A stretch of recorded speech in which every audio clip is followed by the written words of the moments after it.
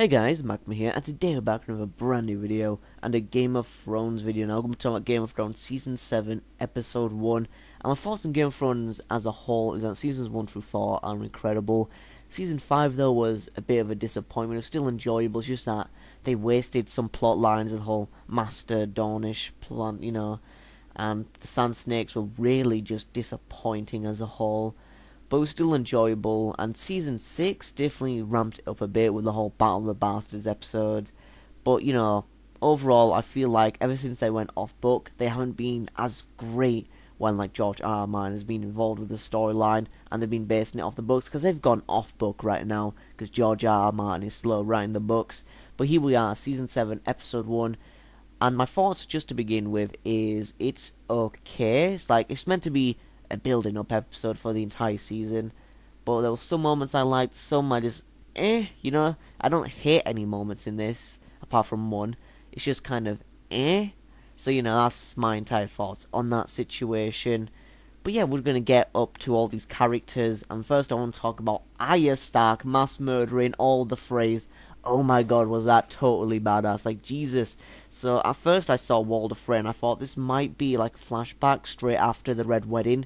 So I was like, I'm confused a bit, because the whole faceless men jig is when, you get someone's face, you become them, But I don't understand how, if you take someone's face, their appearance, how can you be the same height as them? That's never made any sense to me when Arya Stark's joined the Faceless Men.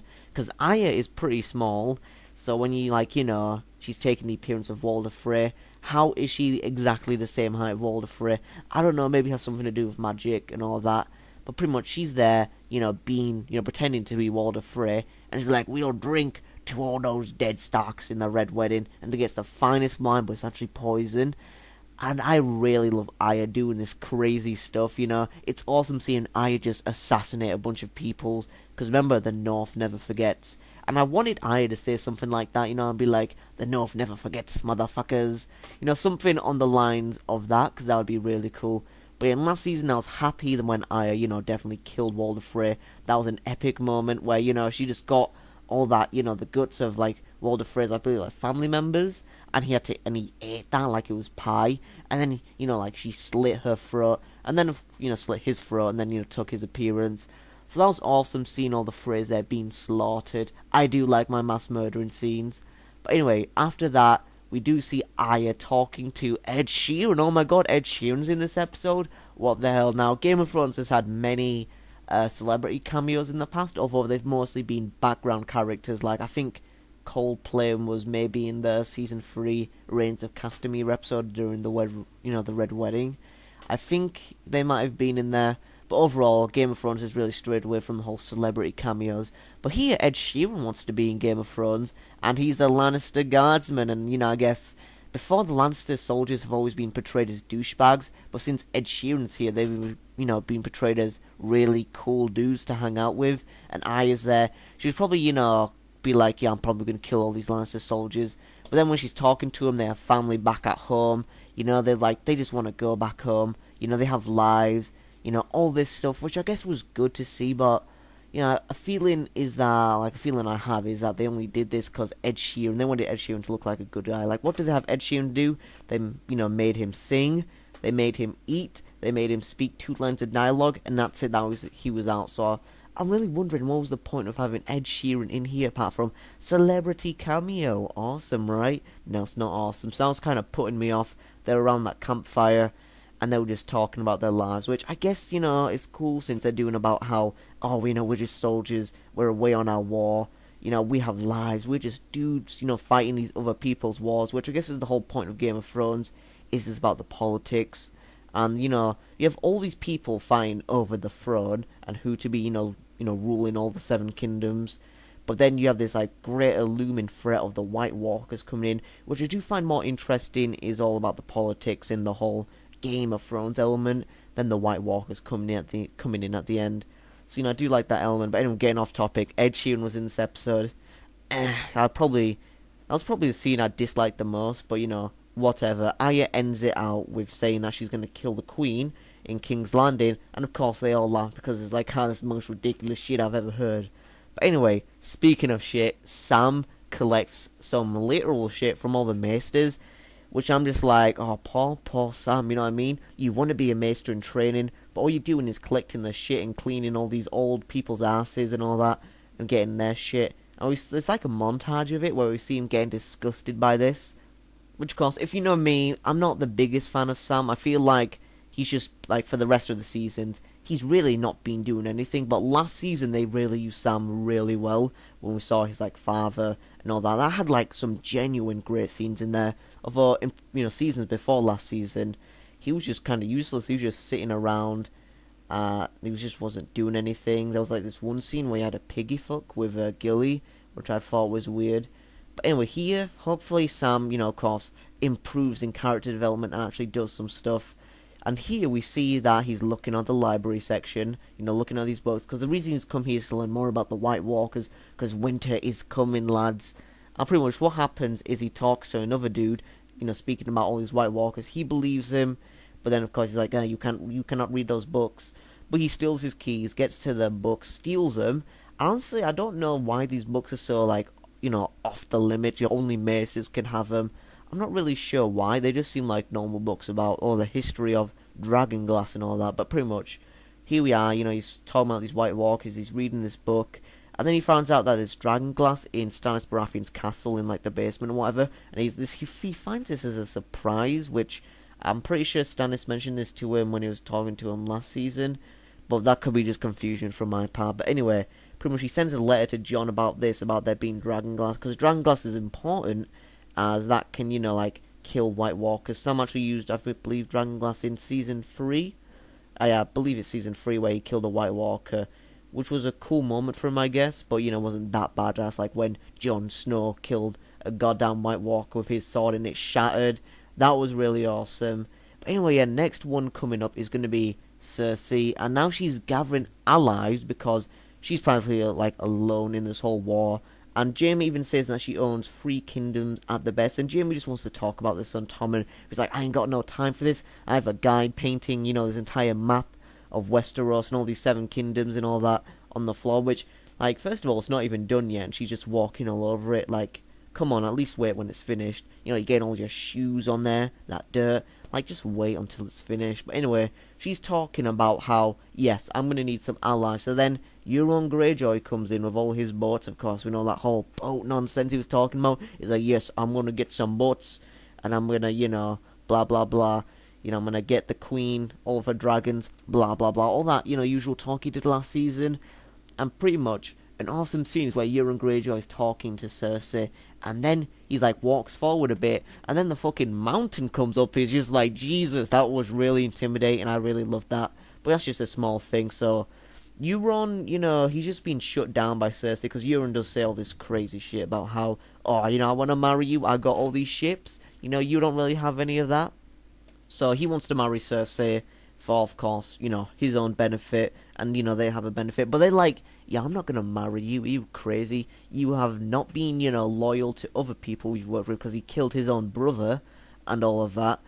And pretty much, I'm not sure what Euron's going to do in the future. Overall, my thoughts on Euron as a character is he's a bit weak. He didn't do much last season. He didn't really do anything last season. And I'm hoping he can be more of a badass character like he is in the books. So hopefully he can shine when he's doing something like, maybe he, takes Tyrion away from Daenerys and has a deal with Cersei. Or maybe he could come back with a weakness against Daenerys, because of course Cersei wants to win against, Daenerys, because she has the dragons. Now how is Cersei going to win against Daenerys' dragons? What if Euron Greyjoy came back with like a weakness, maybe some kind of weapon that is like a weakness towards Daenerys' dragons, and he's just like, yo, I got this weakness, that's why you need to marry me for my ships if you want access to all of this. So that can be a good plot point, I think, to make Euron Greyjoy more of a badass character, with him owning the situation, all that. But, that's my thoughts on how it could be handled. They probably, I don't know what they'll do with Euron, we'll just have to find out in, this rest of the season. But anyway, the next one up is going to be about the Hound, and he was awesome. Like, first of all, I just love it in Game of Thrones when all the characters talk in their, like, northern accents. When they say stuff like, how you say fucking, but they say fucking, like, you fucking Lannisters. I just love that accent, I just love it. But anyway, we have the hilarious duo between him, and I can't remember this guy's name, this makes me sad. but he's like the guy who always gets brought back by the fire god. And pretty much they had their conversation because he doesn't believe in God because, first of all, this is the fire god we're talking about, and the hound was damaged by fire from his brother, the mountain. So, he has this big thing against fire, he's afraid of it, and it's just his luck that he manages to team up with a bunch of fire god worshippers, which, again, it sucks for him. But anyway, talking about fire, another dude, tells him to come to the fire, and he's like, fuck no, I'm not coming to the fire, but he does come to the fire eventually. And he gets this vision for all these White Walkers, and they're about to be, destroying all of this, from the wall. This entire big wall's going on between White Walkers and all these other soldiers.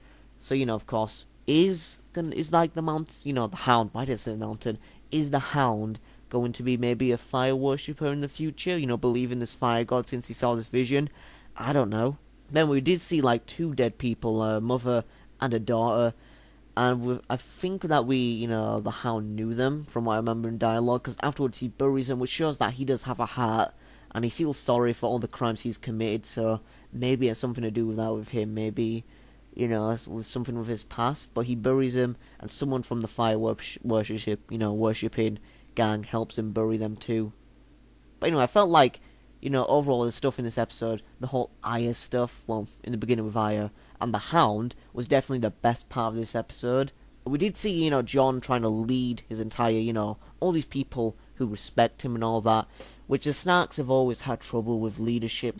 There's a reason Robb Stark is dead, and so is Ned Stark. Ned Stark was too honourable. Robb Stark was, really following after his father, which was his big mistake, and John could make that mistake too. Because we even see him mention his father, where he says, the man who carries out, the sentence must carry out the sword, or whatever his father said. But Sansa, interrupts John by saying, why are you, letting people who betrayed your family, why are you letting them in your whole conversation group or whatever? And yeah, John is very mad about this. He's like, yo, do not tell me what to do. I am the king, and my word is final. Which, this is the bad thing about the Starks and their leadership. You gotta take more advice from your people, you know what I mean? And because she's saying how, treachery should be punished and loyalty should be rewarded.